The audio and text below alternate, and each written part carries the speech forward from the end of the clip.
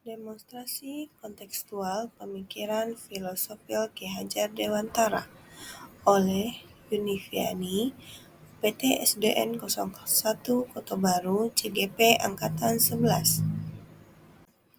Tiga semboyan Bapak Ki Hajar Dewantara yaitu Ingarso Sungtolodo, di mana di depan seorang guru menjadi tauladan. Yang kedua yaitu Ing Madya Mangunkarso, di tengah guru memberi bimbingan. Yang ketiga Tun Wuri Handayani, di belakang memberikan dorongan. Pendidikan adalah tempat persemaian benih-benih kebudayaan dalam masyarakat. Ki Hade memiliki keyakinan bahwa untuk menciptakan manusia Indonesia yang beradab, maka pendidikan menjadi salah satu kunci utama untuk pencapaiannya.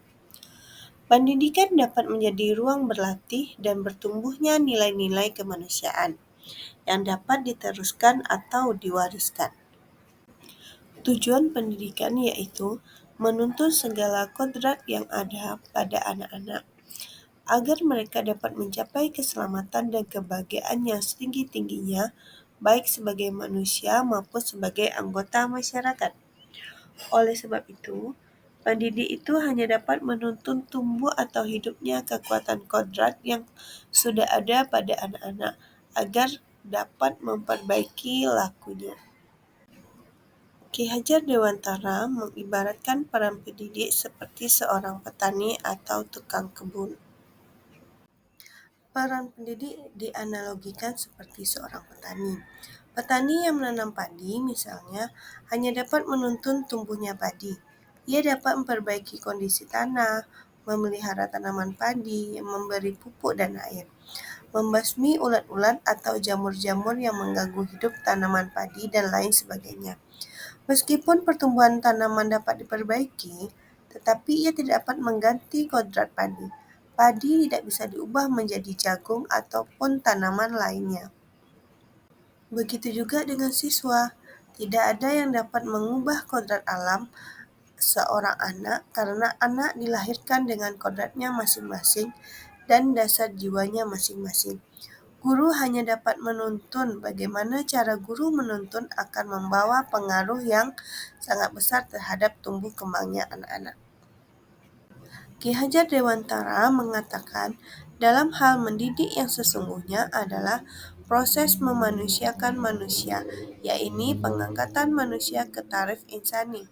Untuk mencapai hal tersebut, maka dapat berpedoman pada trilogi pendidikan yaitu Ingarso Sungtolodo, Ing Madya Mangunkarso, dan Tun Wuri Handayani.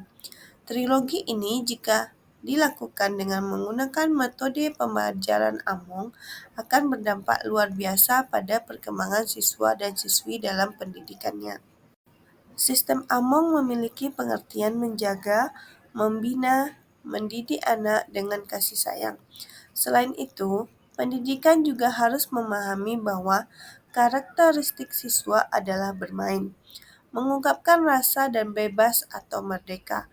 Ketika guru memahami karakteristik siswa atau siswi, maka itu akan menolong guru untuk menuntun anak didik dengan baik pula.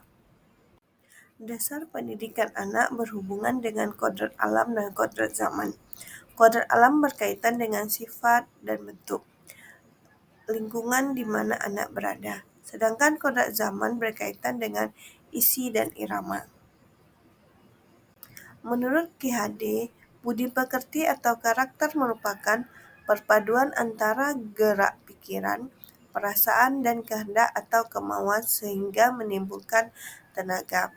Budi pekerti juga dapat diartikan sebagai perpaduan antara cipta, kognitif, karsa atau disebut dengan afektif sehingga menciptakan karya atau disebut dengan psikomotor. Budi pekerti merupakan keselarasan atau keseimbangan hidup antara cipta, rasa, karsa, dan karya. Budi pekerti melatih anak untuk memiliki kesadaran diri yang utuh untuk menjadi dirinya atau kemerdekaan pada dirinya dan kemerdekaan untuk orang lain. Pemikiran Ki Hajar Dewantara yang menebalkan laku murid di sekolah adalah melaksanakan pendidikan budi pekerti dengan cara Tutwuri Handayani yang dikenal dengan sistem Among. Artinya siswa harus mampu membangun skill agar berdaya guna. Ki Hajar Dewantara mengemukakan bahwa siswa harus mampu mengembangkan daya cipta, rasa, dan karsa yang seimbang sejalan dengan pepatah Minang, yaitu raso jupareso, di mana hasil akhir yang diharapkan adalah dalam pemikiran Ki Hajar Dewantara adalah terbentuknya budi pekerti siswa yang sesuai dengan profil pelajar Pancasila. Tantangan dan solusi penerapan pemikiran Ki Hajar Dewantara sesuai dengan konteks kelas dan sekolah. Yang pertama tantangan. Adapun tantangannya yaitu 1. Tantangan dalam mengenali karakteristik siswa. Yang kedua, tantangan dalam proses pembelajaran. Yang ketiga, tantangan dalam pembuatan kontrak belajar yang terbuka. Yang keempat, tantangan dalam membentuk budi pekerti. Yang kedua yaitu solusi. Adapun solusinya yang pertama yaitu karakteristik siswa. Mengetahui karakteristik siswa dengan berbagai cara, salah satunya dengan menggunakan tes diagnostis. Yang kedua, proses pembelajaran.